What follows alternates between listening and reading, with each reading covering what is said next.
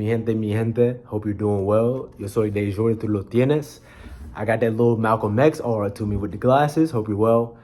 Let's get straight to it. Today, I want to talk about the idea that in Spanish, from a conversational context, you can get away with using the present tense to talk about the past.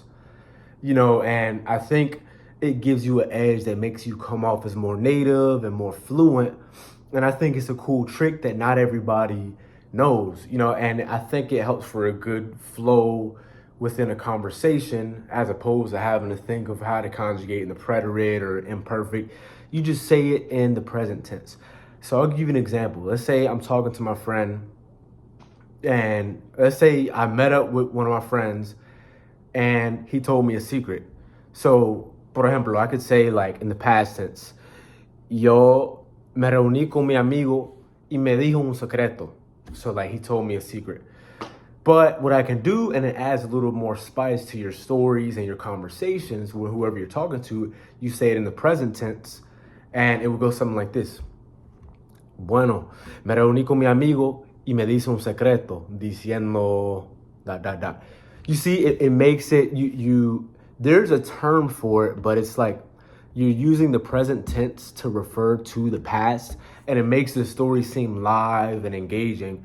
And so it's something that I know English teachers and people in that world, in that space of academia, get quite frustrated because it's like, yo, why are you being so inconsistent with your tenses? Like, if you're going to use past tense right here, don't use present tense right here. And so I think there's a big frustration with that. But at the same time, man, forget what they got to say. Sorry if you're an English teacher watching this. I don't mean that for real, but I do. Anyways, all jokes aside, it makes for more engaging and interesting conversation. I'll give you maybe another example. So let's say I go to my mom, and let's say my mom takes my phone away from me. Like I say something, I'm talking crazy, and she takes my phone.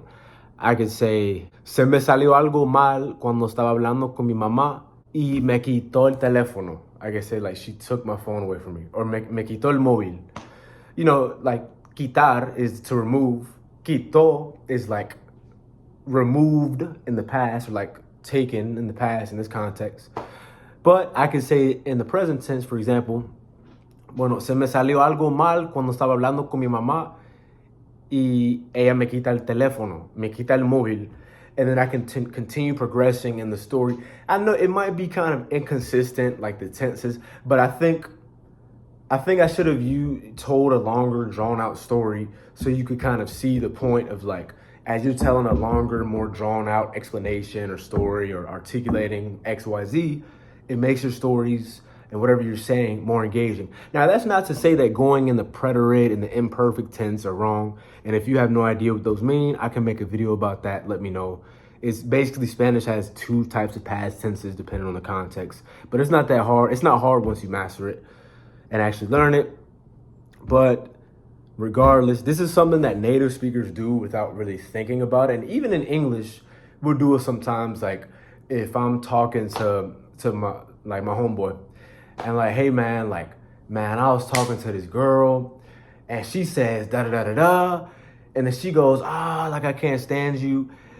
And then she stops in her tracks and she turns around and she gives me a bombastic side eye. You see what I'm saying? Like, I'm explaining this in the present tense, even though it happened in the past.